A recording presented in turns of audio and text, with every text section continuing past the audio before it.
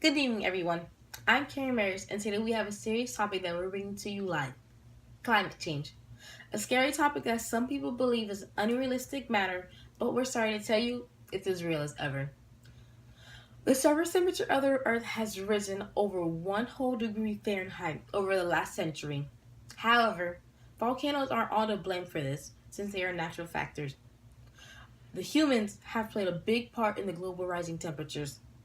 We've caused sea levels to rise, wildfires to increase, and poverty to increase, animals to potentially lose their home and habitat, and many more gruesome effects. Sorry to say, but this isn't something that's going away. It's predicted in 100 years the temperature will exceed its 2 degrees Fahrenheit limit by 2030, and the temperature will drastically increase, becoming our new normal. And if that's normal, then what is normal? In addition, our food supply will be limited due to droughts and flooding.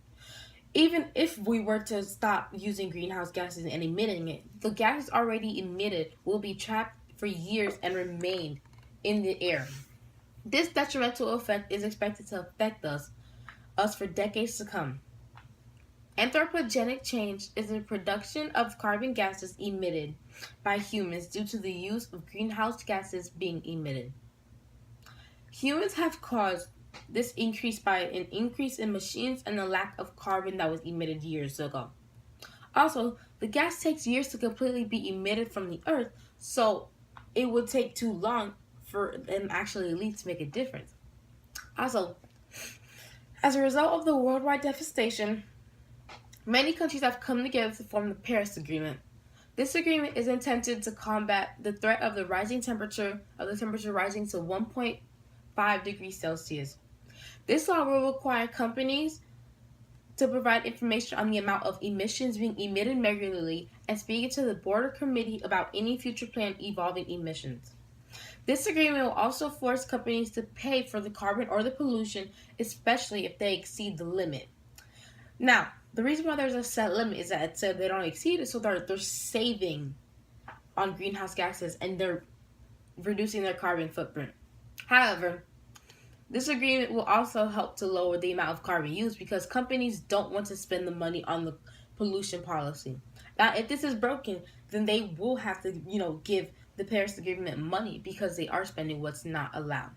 In order for companies and even though companies and countries are contributing, I can also contribute by decreasing my carbon footprint by limiting the amount of gas me and my family use. Instead of sometimes taking a car, I can just walk to my grandma's house instead. That would be easier.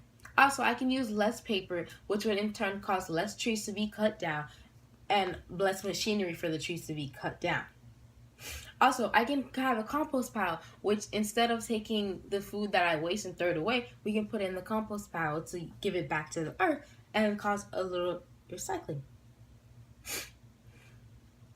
And also, we can reuse our bottles instead of throwing it away.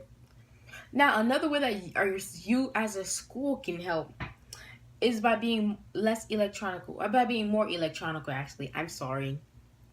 Now, you can get rid of textbooks and make everything electronical and use less paper by making all homework used by email and electronic devices. Climate change is a serious topic that, we have to address. But at the end of the day, it takes one person to completely address it, and it takes a bunch of people to completely fix it. Thank you.